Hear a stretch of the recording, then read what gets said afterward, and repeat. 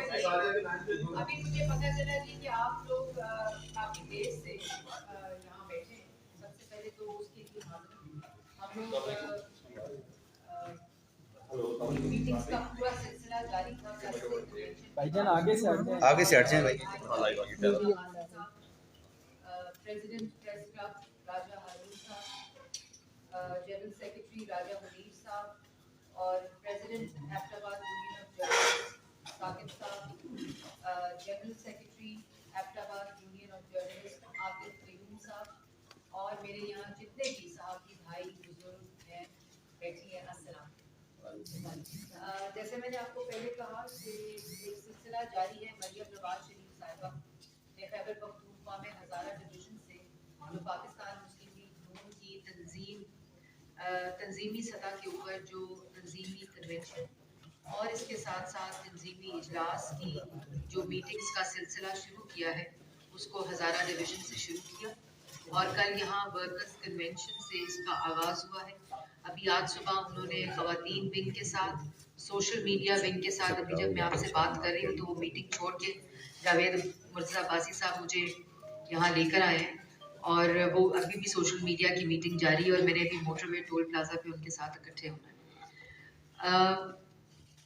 आपको मालूम है कि पाकिस्तान मुस्लिम लीग नून, ख़ास तौर पर कायद मुस्लिम लीग नून मोहम्मद नवाज शरीफ साहब का हज़ारा डिवीज़न के साथ, खैबर पख्तूनख्वा के साथ एक मोहब्बत का रिश्ता है।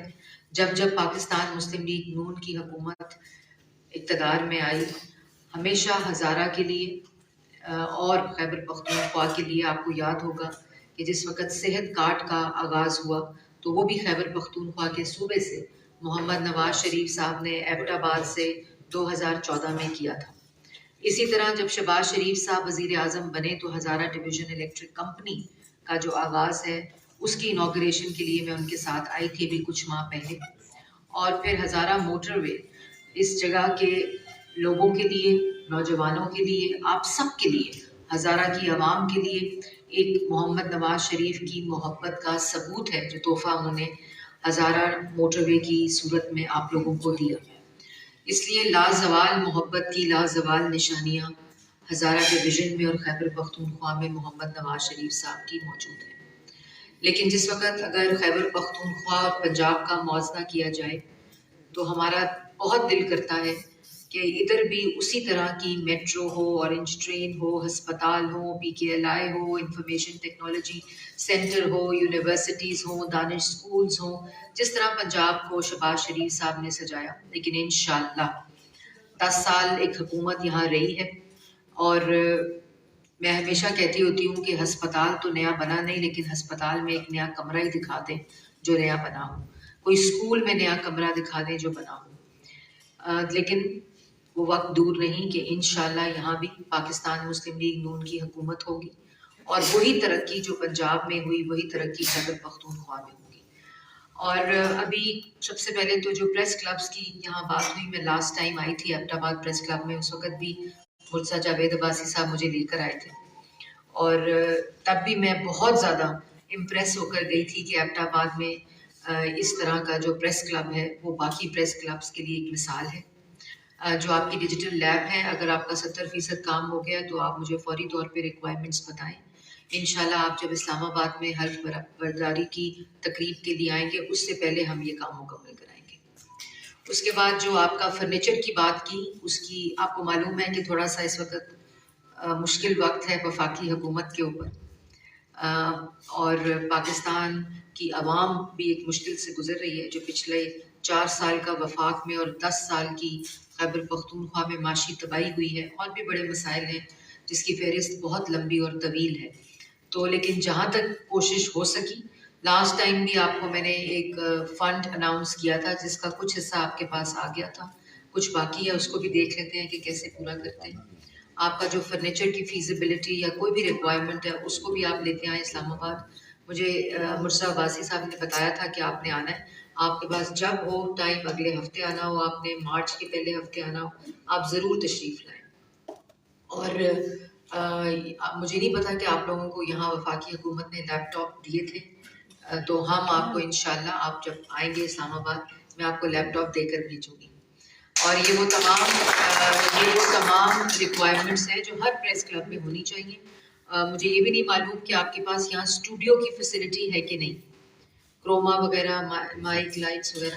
हम आपको एबटाबाद प्रेस क्लब के लिए पूरे स्टूडियो का इक्विपमेंट भी देकर इंशाल्लाह इस्लामाबाद से जो हो सका वो बिल्कुल करेंगे। बाकी सहाफ़ी 4 साल मैंने खुद आपके साथ सड़कों पे वक्त गुजारा, मुझे उन मुश्किलात का भी अंदाज़ा है जो आपके साथ हुआ, लेकिन इसके साथ साथ जो सहाफ़ियों की सिक्योरिटी एंड सेफ्टी का बिल है वो ह्यूमन राइट्स मिनिस्ट्री को दे दिया गया था। वो हमने वापस दरख्वास्त की है कि हमें इंफॉर्मेशन एंड ब्रॉडकास्टिंग को दिया जाए ताकि हम उसके रूल्स बनाकर उसकी अमल दरामद पर काम शुरू करें। तो वो काबीना के पास अगले हफ्ते अप्रूव हो जाएगा और वो बाज़ाब्ता तौर पर मिनिस्ट्री ऑफ इंफॉर्मेशन के पास आ जाएगा, जिसके ऊपर आप लोगों की सिफारशात, आप लोगों की रिकमेंडेशंस के साथ उसके रूल्स के ऊपर काम हम इकट्ठे करेंगे। मैं आपके भी यहाँ से जो एबटाबाद यूनियन ऑफ जर्नलिस्ट के जो रिप्रेजेंटेटिव हैं साकिब खान साहब, मैं उनको उस कमेटी में डालूंगी ताकि आप लोगों की भी वहाँ तर्जुमानी हो और प्रेसिडेंट साहब की हमेशा हमें रहनुमाई हासिल होगी। इसी तरह जो पेमरा है उसके अंदर हमने अमेंडमेंट की है और उसमें पहली दफ़ा काउंसिल ऑफ कंप्लेंट्स के ऊपर पाकिस्तान यूनियन ऑफ जर्नलिस्ट को नुमाइंदगी दी गई है और वो सिर्फ इसलिए कि आपकी जो कंप्लेंट्स हैं वो इलेक्ट्रॉनिक मीडिया की वो भी एड्रेस हों और जो इश्तिहारात हैं उनको हमने एक लिमिट दी है, मेरा ख्याल है 4 माह की लिमिट है कि अगर उनको पेमेंट वफाकी हुकूमत कर देती है, जो हमें 3 माह लगते हैं, जो पूरा प्रोसेस होता है एजी ऑफिस का, और आपको 4 माह के अंदर जो अदारा तनख्वाह नहीं देगा हमारी पेमेंट हो जाने के बाद, उनको हम इश्तिहारात नहीं देंगे। ये ऑलरेडी अमेंडमेंट हो चुकी है, काबीना से पास हो चुकी है और अभी वो legislative cabinet committee of cabinet में है, जो कि हम जल्द अज जल्द पार्लियामेंट में लेकर जा रहे हैं। तो ये तो मेरा ख्याल है मैंने आपकी सारी चीज़ों को एड्रेस कर दिया है। ग्रांट जो आपकी है, मेरे पास जो भी कोशिश मेरी हो सकी, जो बजट में से मैं, आप जब मार्च में आएंगे तो फिर उस पर हम बैठ कर जो भी बीच का रास्ता हुआ तो हम वो इंशाल्लाह करेंगे। अगर कोई 2 सवाल अगर आप लेना चाहते हैं जी।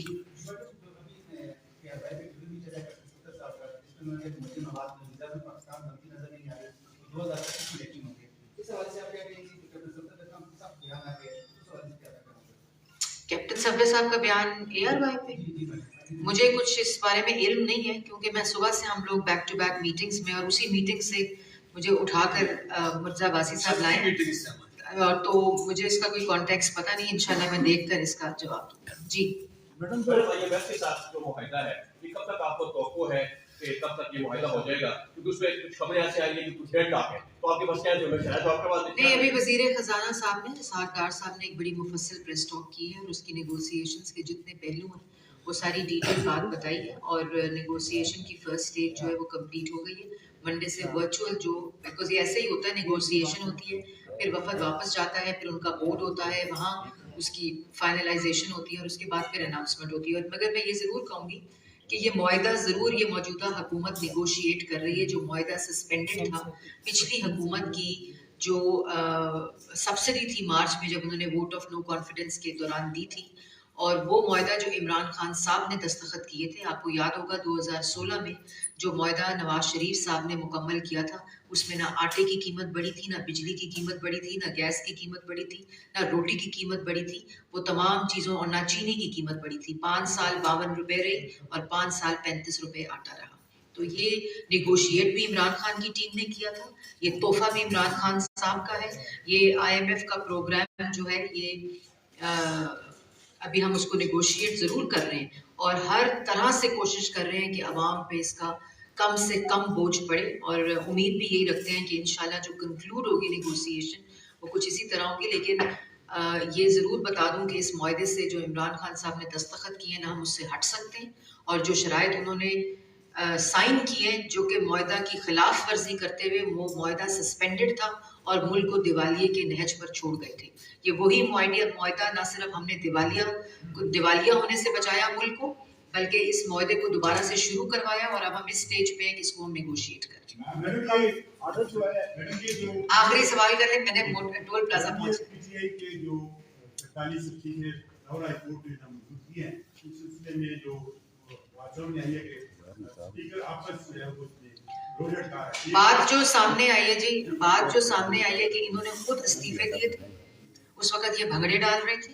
इस्तीफे देने के बाद आपको याद होगा उस वक्त गालियां दे रहे थे, पार्लियामेंट को इम्पोर्टेड कह रहे थे और अपने पिछले दौर में पार्लियामेंट पे लानत भेजते थे। तो ये वही लोग हैं, सामने जो बात आई है कि ये वही लोग हैं जो हर बात पे यू टर्न लेते हैं। आपने एक पार्लियामेंट से इस्तीफा दिया है, अपनी सीट पे इस्तीफा दिया है, उसके ऐलानात किए हैं, उसके बाद उस पार्लियामेंट में क्या करने जा रहे हैं, इसका भी तो जवाब देना। ये नहीं हो सकता कि आपकी मंशा के ऊपर पार्लियामेंट के भी ऑर्डर्स चले, आपकी मंशा के ऊपर सुप्रीम कोर्ट के ऑर्डर चले, हाई कोर्ट के ऑर्डर चले और इलेक्शन कमीशन आपके मातहत नहीं है, वो आइन के मातहत है और वो उसके मुताबिक ही फैसले करता है। नवीद भाई आखिरी सवाल। नवीद भाई लास्ट। मैं आऊंगी दोबारा तफसीली प्रेस कॉन्फ्रेंस के लिए। आपने कहा है कि अवाम पर कम से कम बोझ पड़ेगा। गुज़िश्ता 4 दिनों में जो मशीर मजीद शामिल की हो, मेरा मुल्क की तारीख की सबसे बड़ी कैबिनेट है ये आपकी जो आपने बहुत अच्छा सवाल किया। और इसी के साथ मैं आपकी तरह तंजीमी, क्योंकि आप तंजीमी दौरे पे हैं, तंजीमी उससे बात करूंगा कि एबटाबाद में सरदार मेहताब साहब जो कल कन्वेंशन में भी शामिल नहीं हुए और गुज़िश्ता रोज उन्होंने जो एक बड़ी सख्त मौक़िफ़ तैयार किया, उसके बारे में आप क्या कहें? सबसे पहले तो मैं वाज़ेह तौर पे आज सुबह स्टेटमेंट दे चुकी हूँ कि जो मुशीर हैं वो बगैर किसी तनख्वाह के काम कर रहे हैं। ये प्रो बोनो उन्होंने पहले ही दरख्वास्त की थी और आज प्राइम मिनिस्टर ने कल उस दरख्वास्त को एक्सेप्ट कर ली।